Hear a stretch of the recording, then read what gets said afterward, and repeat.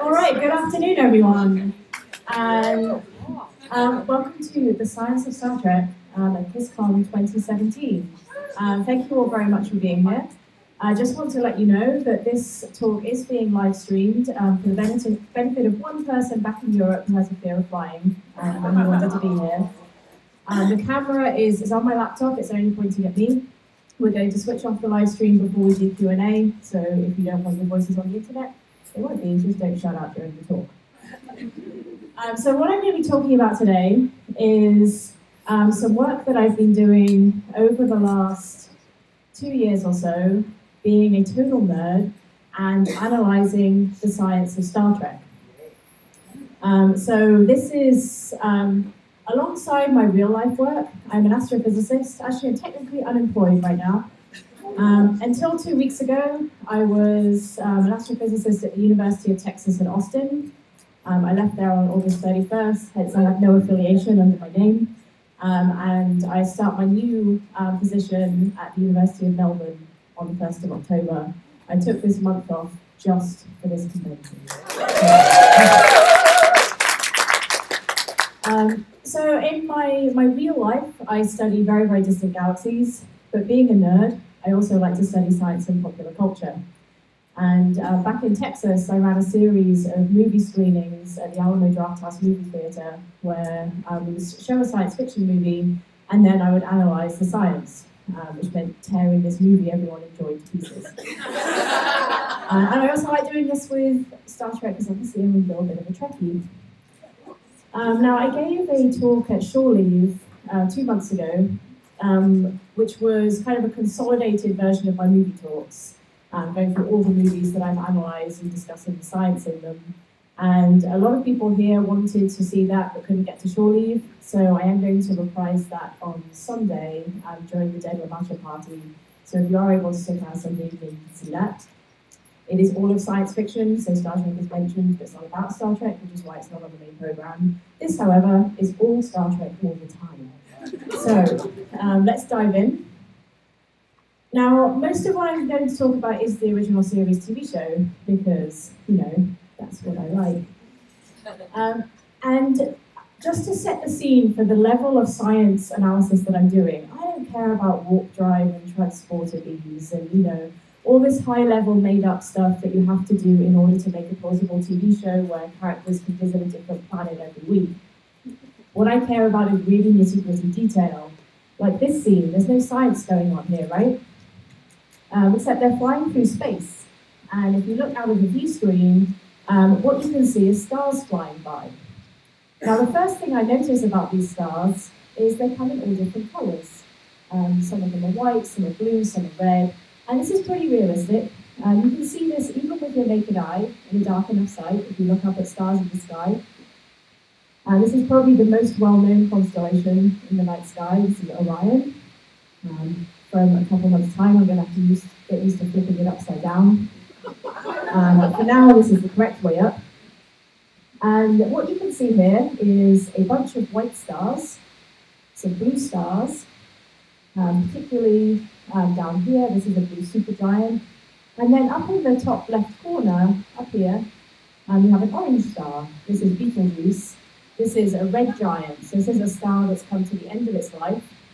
And as stars run out of fuel to burn, they start to expand. And as they expand, they cool down. And cool things look red, and hot things look blue. So,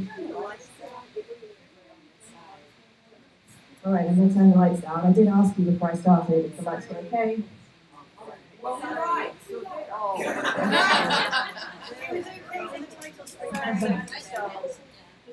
Okay, where was I? Okay, so hot is blue and cold is red. So you have to reverse everything you know by looking at faucets. And that's how science works. So what we're seeing here is a cool star up here, which is going to blow up at some point. I might talk about supernovae in a little bit. Could be any time from 5 minutes from now to 10,000 years from now. So if you ever spot Orion in the night sky, just look up and check that Betelgeuse is still there. We also have in the middle here a star-forming region, a nebula. This is a big region of gas and dust that's going to form new stars, which is also something I'm going to talk about in this talk. But going back to that scene in Where No Man Has Gone Before and every other Star Trek episode ever, where we're flying through the stars. And the stars are flying by us pretty quickly. And it seemed like it was a little bit too quick to me. And sure, they have warp drive, they go pretty fast, but even warp drive has limits. And so, being a nerd, I did the math. So, we have here a star. We're going to say this is the closest star to wherever we happen to be in space. And this is the Enterprise. And we're starting off with the star just in front of us, is at like a 30-degree angle. And because of the wonders of trigonometry, we can tell the distance that we have to move for that star to be behind us. So we're going to say that this star is about 1 light year from the path that we're taking. This is, on average, the separation between stars, so that's roughly where your closest star would be. And we're going to move from having this star slightly in front of us to slightly behind us. And triangles are great, so we can tell that this distance that we've had to travel is 1.2 light years. That's really, really far. So even if we're traveling very, very fast with warp drive, say warp 10, which they never really do, this is going to take about 10 hours.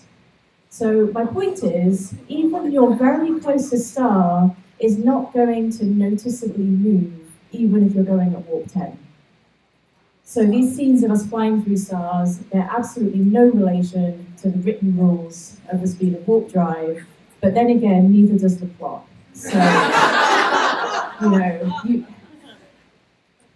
you can drive yourself mad trying to find consistency in Star Trek sometimes.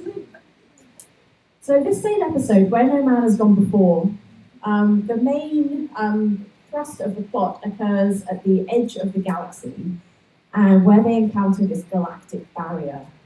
And this has always struck me as odd. First of all, the concept of an edge of the galaxy, because right, galaxies don't just kind of go out to a certain point and then stop. You have the highest concentration of stars in the middle, it kind of tails off, and eventually, I guess there will be no stars, but there isn't a hard edge. There certainly isn't a barrier at the hard edge.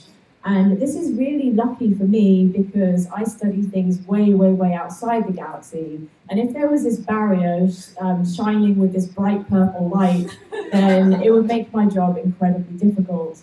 So thankfully, we have not yet found this galactic barrier, although who knows, maybe some future descendant of Donald Trump will put them up.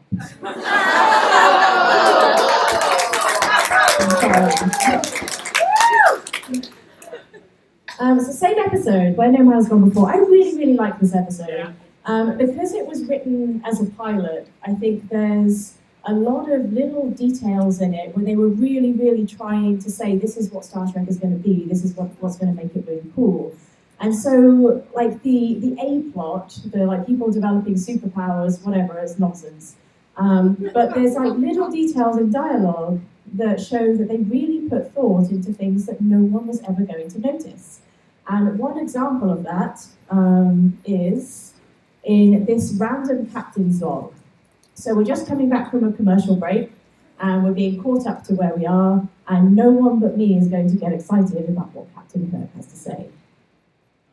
Stardate 1313.1. We're now approaching Delta Vega, course set for a standard orbit. This planet, completely uninhabited, is slightly smaller than Earth, desolate but rich in crystalline minerals. And everyone else is going, yeah, we know, we don't watch these things with commercial breaks anymore, we just saw what you were doing. And I'm going, wow, someone, the person who wrote that bit of dialogue understands planet formation. And the reason is the way that solar systems form. Solar systems form out of one big cloud of gas and dust, and some of it all condenses under gravity, and the densest region will condense into a star, and then it will fragment on different scales, and there will be smaller things orbiting around the star that we call planets, smaller things yet that become asteroids, comets, etc. But the point is, it all starts with basically the same makeup. It's the same elements distributed throughout the solar system. So why do we end up with such very, very different things? And the reason is what happens as these fragmented bodies cool and condense. So if you're making a planet, you start off, obviously, you're a gas, and you're collapsing under gravity. As you cool down and collapse, you first become liquid, and then become solid. And during this process, all the heavy stuff is going to sink into the center. So this is why the Earth has an iron core, which gives us our magnetic fields, because all the iron sunk to the center while the planet was still liquid, and then it solidified and got stuck there. Well, most of it solidified. If your planet is smaller, however, it cools a lot more quickly, just how a very small cup of coffee will get cold more quickly than a big one. And this means that the heavy stuff doesn't have time to sink to the center before the planet solidifies and everything gets stuck in place. So if you look at a small planet like Mars, you see a lot more iron at the surface. And this is why Mars looks red, because the surface is covered in iron oxide, or what we also know as rust, which looks red. So if you're setting up a mining colony somewhere, you would put it on a smaller planet because there are more heavy elements near the surface. So Delta Vega, where they're heading and where No Man has gone before, is a mining colony. It's rich in crystal minerals near the surface because it's small and therefore cooled faster. Such a little throwaway line, and it is possible that they didn't think of that at all. They just wanted to say it's slightly different to Earth. But I choose to believe that that was a deliberate choice, and it's a choice that makes me very happy. So, that said, not all of the science is as carefully thought through. And a key example is gravity.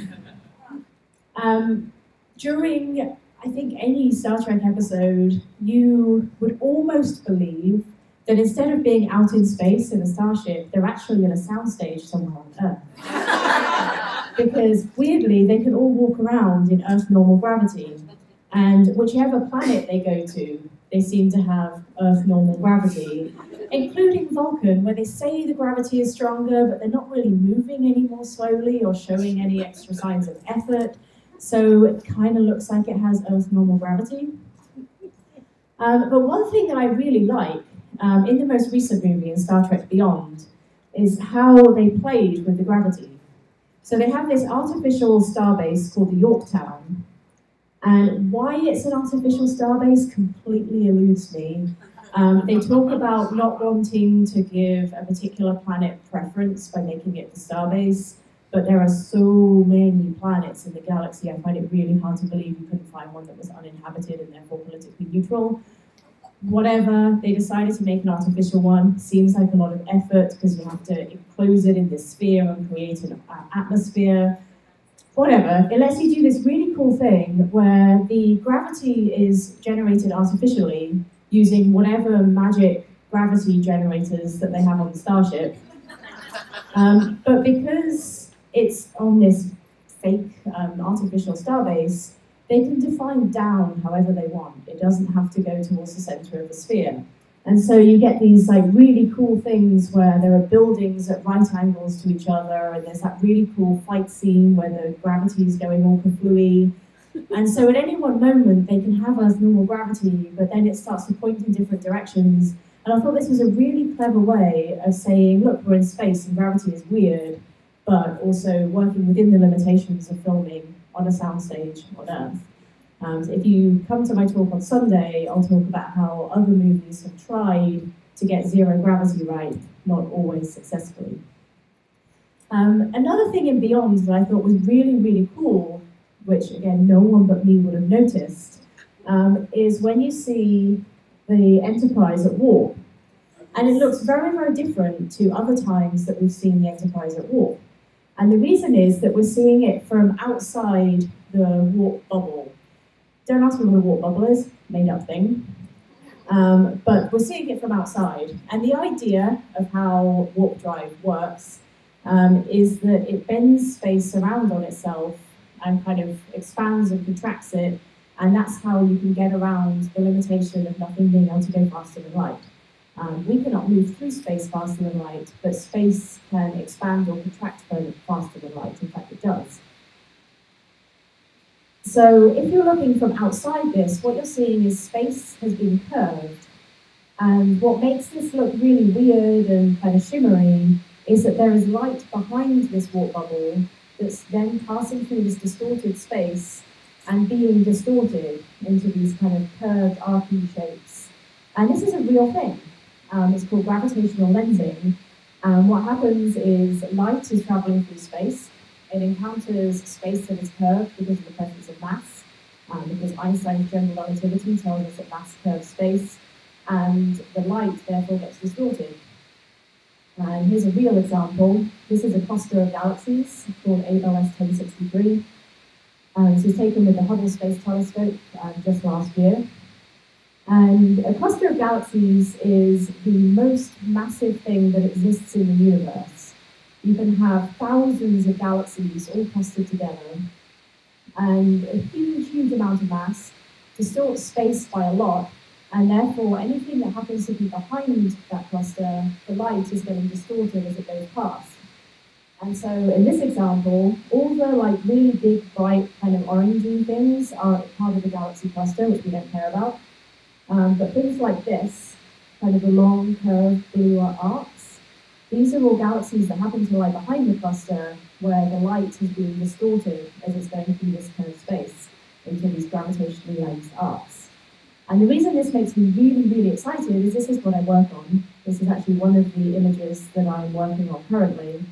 And it's so cool to see it in a Star Trek movie. However, as much as I liked some little details in Beyond, not all of it really made any sense. And in particular, this scene gave me a real headache.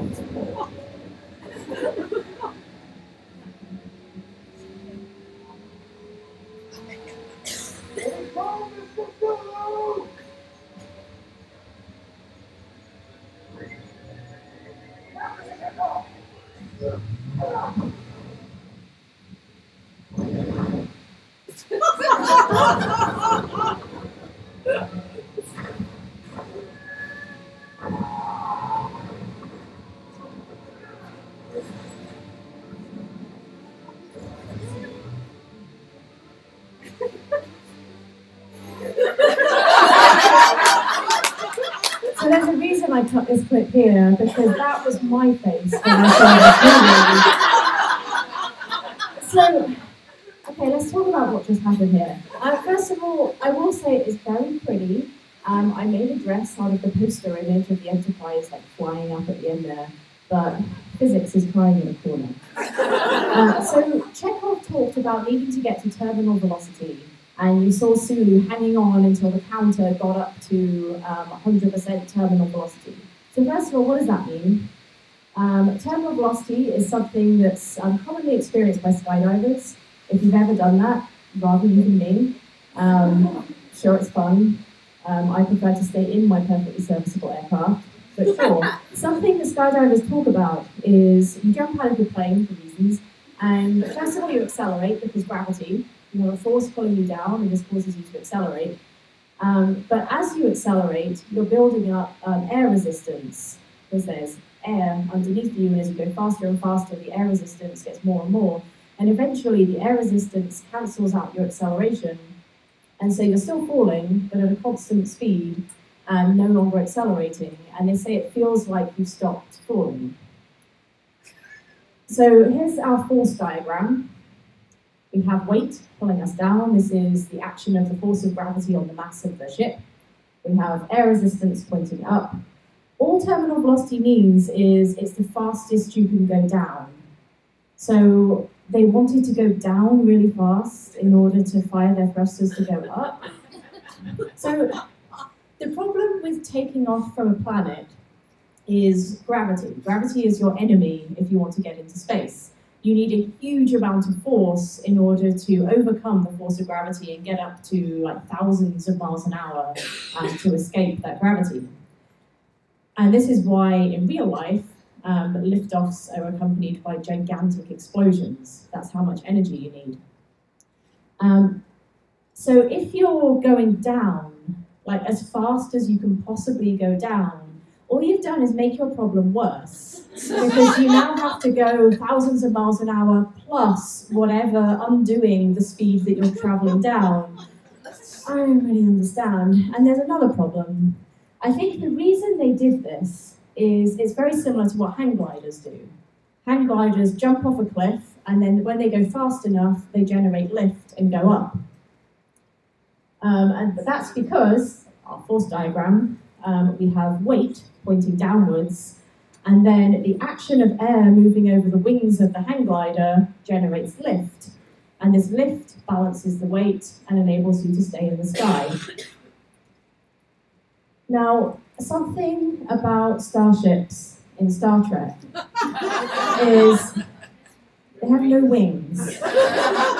So there's nothing to generate lift. I have absolutely no idea what they were doing there, except making it kind of dramatic. But in real life, if they had done that, they just would have gone splat on the ground.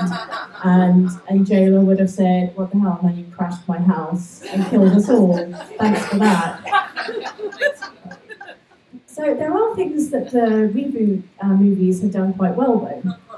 And I actually liked some of the stuff in the first reboot movie. This is from Star Trek 2009, where we arrive at Vulcan and we see the Narada. Is it in orbit around Vulcan? I suppose that's a question. Should make you go, what? No, it's not in orbit.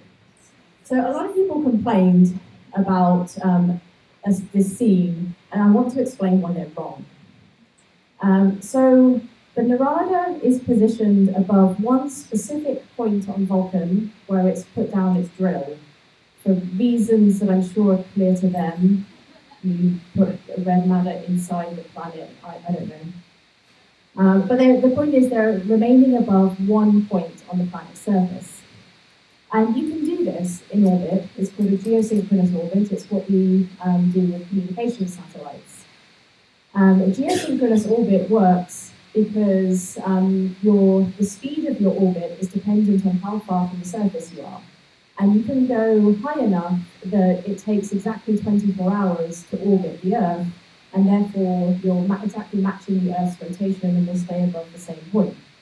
So two things, that only works over the equator, otherwise your orbit is going to be going across different places, up and down. You have to be going around this way, matching the rotation of the Earth to stay above the same point. We know that this drill thing was being dropped down into Shikar. We know that that's not on the equator of Vulcan because we're nerds. But even without knowing the geography of Vulcan for some reason, we can tell that Narada is not in a geosynchronous orbit because geosynchronous orbits are really, really, really far. If you think about things like the Hubble Space Telescope and the ISS, these are a couple hundred miles up. They are not in geosynchronous orbits. You have to go thousands of miles out in order to stay above the same point. And I can just see by eye that the Narada is not high enough to be in geosynchronous orbit. Therefore, it is not in orbit. It's maintaining its constant position with some kind of clever thruster things. And that's okay. You can do that. If you have lots of fuel, that's fine. But this is why people are wrong to complain about this stuff.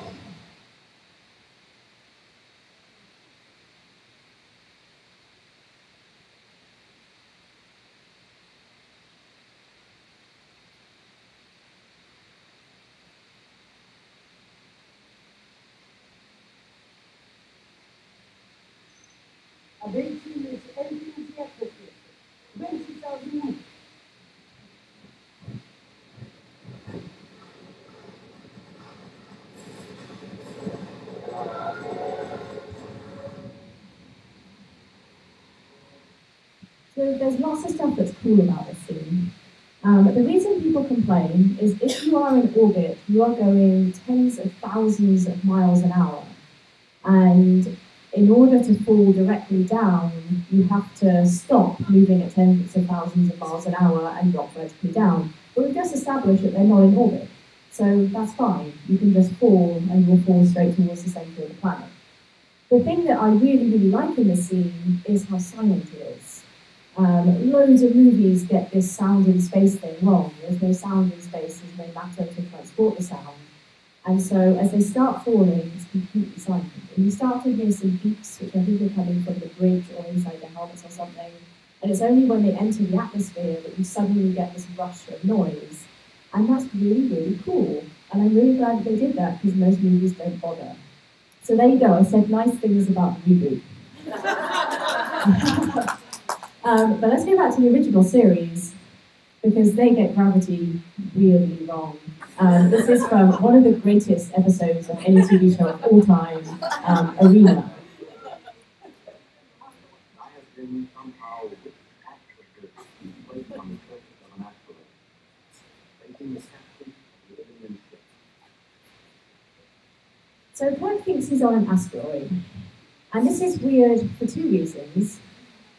First of all, the Metrons just told him that they're putting him on a planet. And second of all, asteroids are very, very tiny and have very, very little mass, which means they also have virtually no gravity. You can't walk around on them, and Kirk is standing quite happily and not floating off into space, therefore not on an asteroid. No, you also can't breathe on them, no, because they don't have enough mass to hold an atmosphere. So lots of reasons he is definitely not on an asteroid. And this is not the only thing that the original series does weirdly. Basically, any time they need to inject some kind of dramatic tension into an episode and impose a time limit on the plot, they do something like this.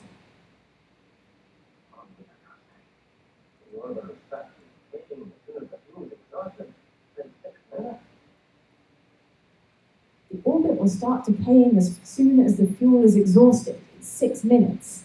So here's the thing about orbits. We exist on a planet, which is just an inert lump of rock.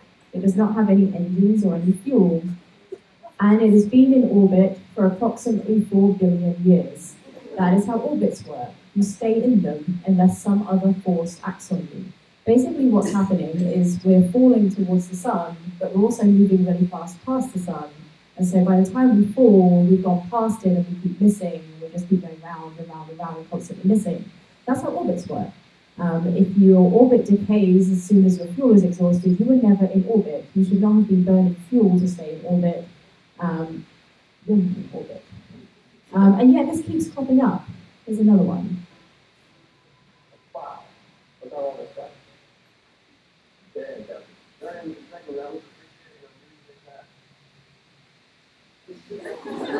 Again. Whatever that phenomenon was, it killed almost all of our people. Talent for understatement.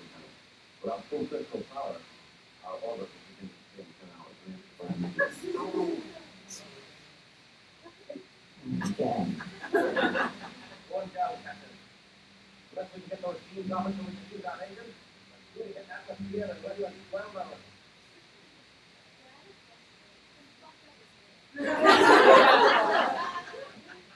And here we go. And they maintain an orbit for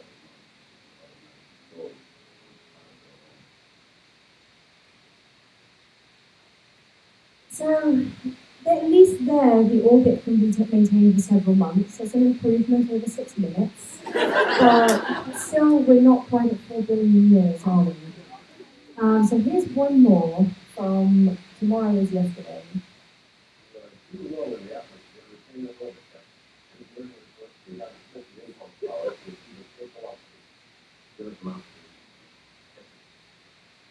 So this one is actually reasonable, because as I said, you remain in orbit unless acted on by another force. One of those forces can be air resistance. So if you are low enough in your orbit that you're in the atmosphere, then that atmosphere is going to generate air resistance and slow you down, and that will cause your orbit to decay, and eventually you'll fall and crash and die.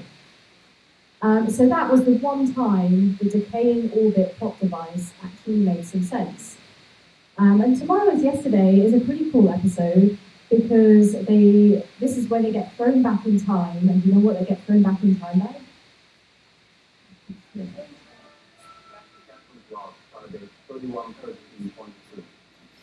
You are en route to Stardate 9 for resupply when a black star of high gravitational attraction began to drag it toward you. It required all warp power in reverse to pull us away from the star. But like snapping a rubber band, the breakaway sent us plunging through space, out of control, across here, wherever we are. Wherever we are happens to be the United States in the 1960s. It's convenient. So there they refer to a black star of high gravitational attraction. So we now know these as black holes. One thing that's interesting is Tomorrow is Yesterday, right at the beginning of 1967. The term black hole was coined in 1967, so later that same year. So if this had been in season 3, it would have sucked. But they would have got the name of the thing right. So what is a black hole? This requires that we understand what gravity is. So I mentioned that Einstein's theory of general relativity tells us that mass curves space. So here is some space. Space in my PowerPoint world is two-dimensional. And the yellow thing is the sun, which has mass, and is curving the space. And our green ball, and really good at art, can you tell, is the Earth, which is in orbit around the sun. And it's this curvature that's keeping the Earth in orbit. Now you can take the sun and you can squish it down so it has the same mass, but it's much more dense. And then this would happen. So in the immediate vicinity of the sun, you have much higher curvature, but the curvature that you feel depends only on the total mass, which is the same, and how far away you are from the center, which is the same. So the curvature where the Earth is happily living in its orbit is exactly the same as it was before. So we have a smaller sun now, but we're happily carrying on in our orbit. Now you can squish the sun down even further to the densest material you can possibly make. And here, the curvature at the surface of the sun is huge. In fact, kind of almost infinite. So at this point, you would need to be going the speed of light in order to escape from that gravitational well.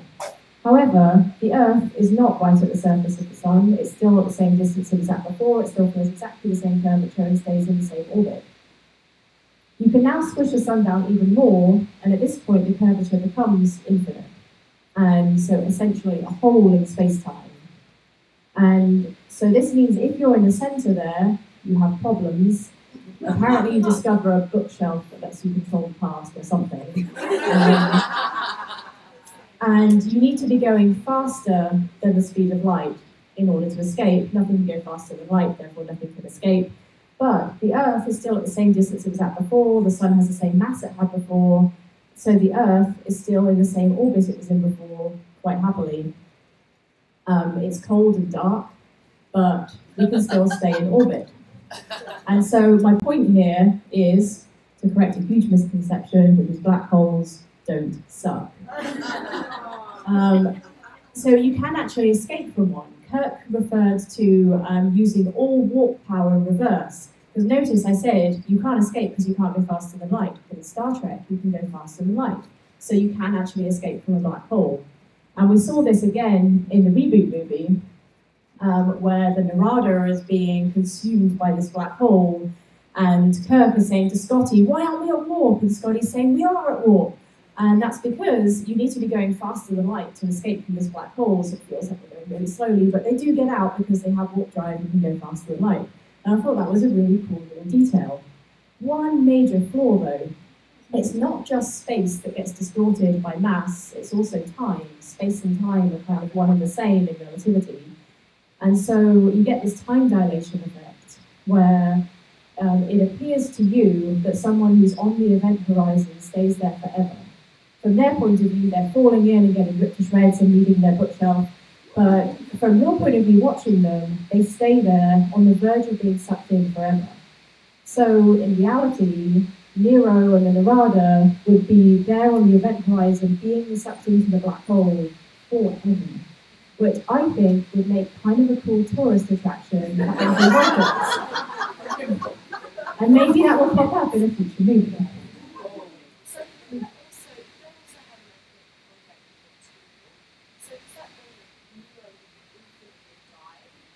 Yes, Nero will be infinitely dying. I'm very happy about that. So this, oh, I'm sorry, is there a question? Yeah, I'm a scientist, but I don't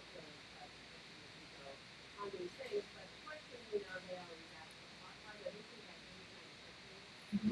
People think I hate Star Trek. Yeah.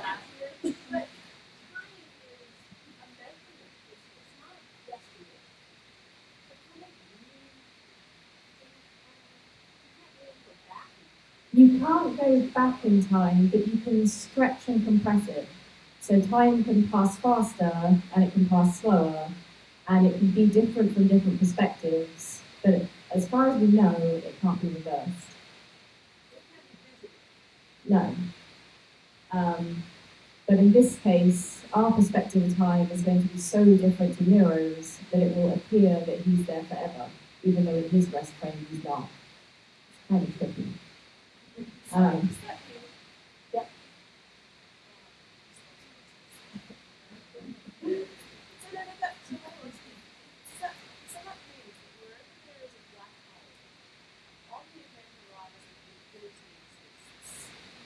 Infinity exists in a black hole, yes. So this is the one place where our understanding of physics completely breaks down. Because what I work with, for the most part, is general relativity, which works really, really well for describing things on big scales, things like galaxies and planets and stars and things. And people who work on very, very tiny things like subatomic particles work with quantum physics. And that works really, really, really well for describing really tiny things. And in a black hole, you get this weird situation where you have a thing that is very, very tiny, but also very massive in the sense of possessing a lot of mass. And so you need both relativity and quantum physics to work at the same time, and they don't. So this is the biggest embarrassment in modern physics. So do not ask me what actually happens at the singularity. That's why I'm totally happy with the bookshelf scenario. Personally, I prefer to believe that there's just a big well of chocolate there. Why not? It could be anything. And if I go in there, I will never be able to come out to tell you otherwise. So. Anyway, what I was going to say was this this thing where they had the idea of this thing called a black hole, but didn't have the term black hole in the original series, is what I call known unknowns, which are things that were known in the 1960s to be mysterious, that we may or may not have solved since. And there's one big example in the Galileo 7, where we learned that the Enterprise has standing orders to investigate all quasars and quasar-like phenomena. And this was our quasar in the original version of the Galileo 7 that aired in 1967. Now, at the time, quasars were hugely mysterious. They'd just been discovered about a decade before. They're really, really bright, and they kind of look like stars, because they're just points that are very bright. But then when people started taking spectra of them, when you split up the light and you could start to measure how distant things are, it looked as though they were really, really distant. But if they were that bright and really distant, then if you got up close, they would have to be incredibly bright, and brighter than seemed reasonable under physics. So they were a huge mystery, which presumably is why the writers decided that the Enterprise would have standing orders to investigate them. Now, it turns out that since the 1960s, we've made some progress in astronomy and discovered that they really are that bright and incredibly distant, like edge of the universe kind of distant. And the thing that generates that much light that far away is black holes. Black holes themselves, of course, are black. They don't generate light, but they have this huge amount of gravity, and so other stuff is moving in this gravity, and it can move incredibly fast. And when things move fast, they get hot, and hot things glow, and they can glow very, very bright. So in the remastered edition of the Galileo 7, this was updated to actually look like a quasar. So what you have here is a black hole in the center. You have this accretion disk, which is the material falling into the black hole that's very, very hot, which is the stuff actually glowing. And then you get these jets coming out either side. So this is what a quasar looks like, kind of. But two problems. First of all, they're really distant, like edge of the universe distant. They don't exist in our galaxy, so the Enterprise would not have visited one. Second of all, they updated the artwork, but not the dialogue. So Kirk describes this quasar as fuzzy and indistinct. And if you're watching the remastered edition, you go, really? So this is one example of a time that I kind of just wish they had left the artwork alone. Now, I'm running short on time, so I'm going to speed up a little bit. Just to continue the theme of known unknowns, this is one of my favourite scenes in the entire original series from The Balance of Terror. In this galaxy, there's a mathematical probability of 3 million Earth-type planets. And in all of the universe, 3 million galaxies like this. And all of that, perhaps more, by one of each of us. Destroy the one named Kirk. They destroy the one named Kirk, yes. So I really, really like this scene because it does this thing that a lot of science fiction does of the space is really, really big and the universe is huge and we are really tiny. And most of the time the punchline is you're insignificant and you don't matter. And this is, I think, one of the very few examples of where the punchline is actually you do matter. There's only one of you in all of this. So it's really cool, but I'm me, so I'm going to rip it to shreds. So McCoy says that there are 3 million Earth-type planets in this galaxy. Now, this was a complete unknown in the 1960s. It was a complete unknown for most of the first decade of this century. And we only have a better understanding of this now, really thanks to this one mission. This was the Kepler Space Telescope, which was looking for extrasolar planets and completely revolutionized everything that we know about exoplanets. So it's any planet outside of our solar system. So we now know that there are around 4 billion Earth-like planets just around Earth-like stars. So that's a factor of 1,000 more than McCoy estimated. And this is just around Sun-like stars. Most of the stars in the universe are not like our Sun. Most of them are actually a little bit smaller and therefore longer-lived and maybe more likely to have life. So that is a gigantic underestimate, which is pretty cool. Earth-type planets seem to be way more common than we ever could have imagined. So is that in the universe or in the galaxy? In the galaxy. So now he says there are 3 million galaxies, which again was a thing that was completely unknown because we only knew about a few of the closest galaxies to us at the time. The best idea we have of the frequency of galaxies now comes mainly from this image, which is one of the things I work on. It's called the Hubble Ultra Deep Field, and it's the deepest image ever taken by mankind with telescopes. And what this tells us is there are a ton of galaxies. This little image here is so tiny that if you hold a penny out at about arm's length, Lincoln's eye would completely cover that patch of space. Very, very tiny bit of space. And there are around 10,000 galaxies in that image. So what we do is we take this little patch of sky and we say, let's assume this is an average bit of universe, and we just extrapolate over the entire sky, and how many galaxies do we think there are? It's at least 1 trillion. So actually McCoy was pretty much spot on there, which is pretty impressive. Basically, the last 50 years of astrophysics in my field have yielded nothing. And he then says there's only one of each of us, and isn't that sweet? But this is Star Trek. So, quick count. We have transporter accidents. We have android duplicate things. We have mirror universes, and now the reboot, another alternate universe. We have shapeshifter imposters, and so that one's a little bit questionable. Now I'm going to skip this next section just because I will cover it on Sunday for those of you who are here then. So let's skip you, let's skip you. Talk about maybe a little bit on Sunday. They're fun. Okay, splodey stuff in space. So I mentioned that most movies get explosions wrong. But the reboot movie, the first one, is actually pretty cool. Except that they still don't understand explosions.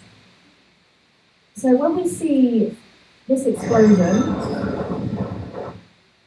there was a ton of noise and also fire. And you know what fire needs to burn? It's oxygen. So there's a little bit of oxygen inside the ship, so you get some fire, but not these like gigantic fireballs that continue into space. That makes no sense.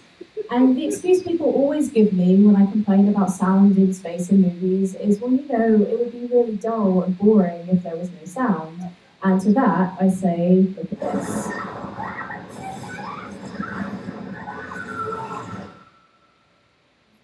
Like, tell me that's not dramatic. It goes silent as soon as she gets whisked out into space. I think that is really, really cool, and it shows that you can make a cool, dramatic scene in a movie and obey the laws of physics. Now, I do want to talk briefly about Saturn. Does anyone know why? Cassini. So the Cassini mission crashed into Saturn yesterday. Deliberately. It's okay. There is an international treaty that says that we cannot contaminate any other planets. Cassini had come to the end of its mission, and so ordinarily you can just park a spacecraft in orbit, and as we've already established, it will stay there in orbit forever without fuel. However, Cassini discovered some things in Saturn's system that are problematic. Saturn has a whole bunch of moons, and some of them have liquid on them, possibly water, but certainly like seas of methane and so on. And they're some of our best candidates for places in the solar system that might host life. And if Cassini were to stay in orbit around Saturn, there's a good chance that it would eventually crash into one of these moons and would then contaminate any possible life signatures that we would find there. So the decision was made to deliberately crash it into Saturn. And so it did this one final orbit that took it past Titan, which is the thing that's doing the big circle there. And then yesterday, it crashed into Saturn. So that was the end of the Cassini mission. Did it send imagery of it as it was descending into the I didn't get to watch it because I was running a convention, but everyone that I follow on Twitter was watching it, and hopefully I'll get to see it at some point in the next few days.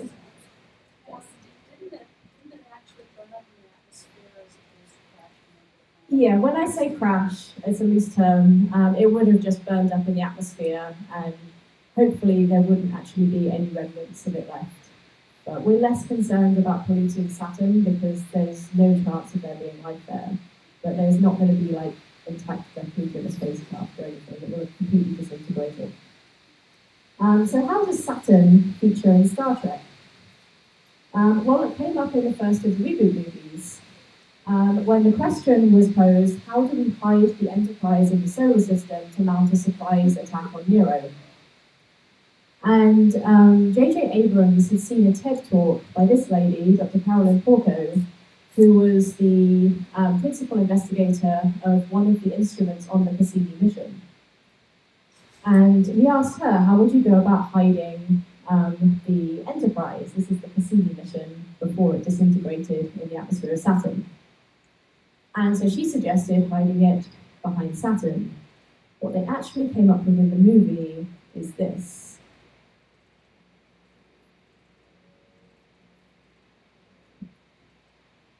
Now, this is a really, really cool, dramatic scene, but it makes absolutely no sense.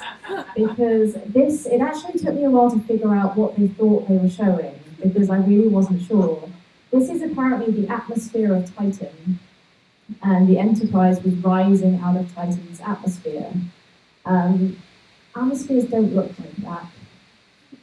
They get progressively less dense as you go up. There isn't like an edge that you can emerge from. I guess they wanted it to look kind of like a submarine movie, but that was weird. They also talk about hiding in the magnetic field of Saturn's rings. Saturn's rings don't have a magnetic field. So when the movie came out, Carolyn Porco got an awful lot of grief from the scientific community. Obviously, none of this detail was her idea. She knows that Saturn's rings have no magnetic field and Titan's atmosphere does not look like that. And this, as far as I'm aware, pretty much sums up the experience of being a science advisor on a movie. A friend of mine was the science advisor on Alien Covenant, a movie that just came out this year. And he said it essentially consists of having one phone call where they ignore most of what you say and mishear the rest of it. So there's a line in Alien Covenant where they're giving coordinates of some system. I haven't actually seen the movie, I have to admit. And they obviously asked him, like, oh, what words should we use for coordinates? And he's an astronomer, so he said right ascension and declination. The line that made it into the movie is right ascension and declension. And this guy is never going to live this down. So just to finish, I want to talk about Vulcan. Because this weekend is the 50th anniversary of the first airing of this episode, which is the first time that we ever saw Vulcan. And Vulcan looks kind of weird. It has glittery sand and a red atmosphere. We see Vulcan again with better special effects in the search for Spock.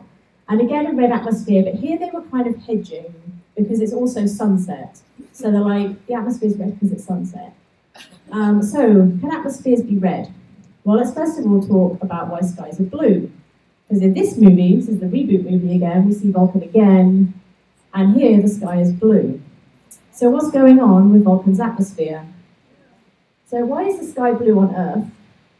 This is Spock on Earth, looking up at our sun, and light is coming from the sun, and the light coming from the sun is actually white.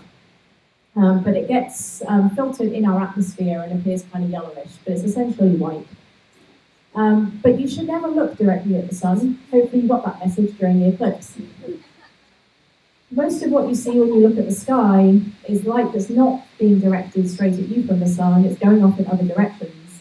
And as it goes off in other directions, it's interacting with our atmosphere. Our atmosphere is mostly nitrogen, and nitrogen likes to scatter blue light. So all this scattered blue light is directed down towards us, and that's what you see when you look at the sky, and that's why all of the sky is light during the day, not just the bit that is pointing towards the sun. Now at sunset, our sun goes down, and it doesn't go straight down like that because physics, it's kind of in a curve, so it's further away, and the light is coming from down below up, so it's passing through a lot more of the atmosphere.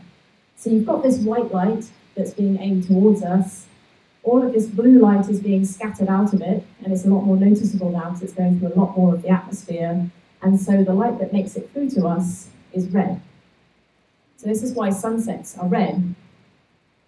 However, if you look at pictures from Mars, you'll see that there's kind of, I mean, it's not like a mock time red, but there's kind of a reddish tint to Mars's atmosphere. So maybe whatever mechanism is at work on Mars could also be at work on Vulcan. What's going on here is dust. So we've got our sun high in the sky. Now Spock is on Mars. And we've got this light coming towards us. And this light is what we see when we look up at the sky. But now there's dust in the air. And dust scatters red light. And so now this light that's being scattered looks red. And so the sky would look red. And actually sunsets look kind of blue-greenish, which is kind of cool. So if Vulcan's sky is red, that kind of makes sense. It's a desert planet. There's going to be dust in the atmosphere. The sky could totally look red. Just wish they were consistent about it. And I just want to finish with Delta Vega, because this is a source of eternal mystery to me. This scene, I mean, I guess other people who have feelings were like sad that Spock was watching his home planet disintegrate. My feeling was, where the hell is he? Because Vulcan looks really, really big. So Delta Vega is not this Delta Vega, which appeared in Where No Man Has Gone Before, because as we talked about right at the beginning of this talk, that Delta Vega is right at the edge of the galaxy. So clearly that is not in orbit around Vulcan. So it has to be a moon of Vulcan, right? Except